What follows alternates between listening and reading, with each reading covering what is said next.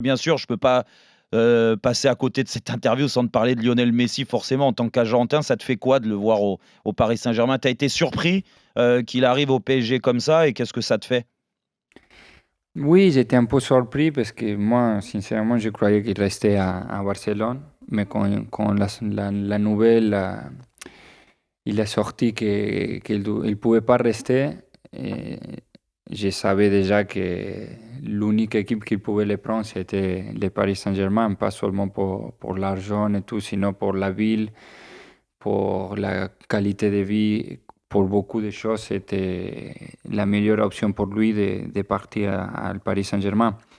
Mais bien sûr que j'étais surpris. Et rien, maintenant, on est supporter pas seulement del Paris Saint-Germain, sinon de Messi aussi, parce que c'est un club où j'ai joué. Et ça me fait plaisir que le meilleur joueur du monde, il arrive au même club. Tu penses qu'à 35 ans, il peut apporter, ce qu'il a apporté à Barcelone pendant autant d'années, c'est-à-dire que pousser les autres et amener le club, comme tu le disais, à gagner la C1?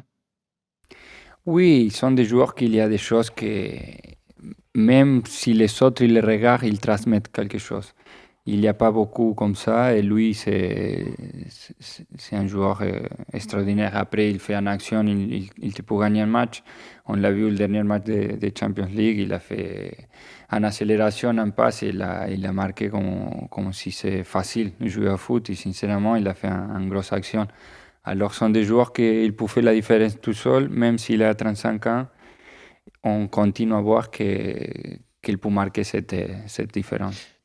Tu l'as connu dans un vestiaire. Est-ce que tu penses qu'il peut apporter encore plus de professionnalisme au vestiaire parisien? Bah, Et Kylian Mbappé, par exemple, il y a oui, quelques jours, nous disait qu'il s'en inspirait beaucoup de Messi. qu'est-ce que tu penses de ça? Oui, oui, moi j'avais 19 ans quand j'ai commencé à aller à l'équipe nationale et je le voyais déjà dans les entraînements, dans la salle de musculation et tout. Et c'est une personne que tu sais que c'est le meilleur joueur du monde, qu'il est là et que lui il va 12 heures avant à s'entraîner, il va à la salle de musculation, il fait ses trucs. Et alors, déjà, quand tu vois ça, c'est quelque chose de bon, parce que même les jeunes joueurs, ils le voient que le meilleur joueur du monde, il fait tout ça pour arriver à être à un niveau important. Ça veut dire que nous, les joueurs normaux, on a besoin de faire ça et beaucoup plus pour être à son côté.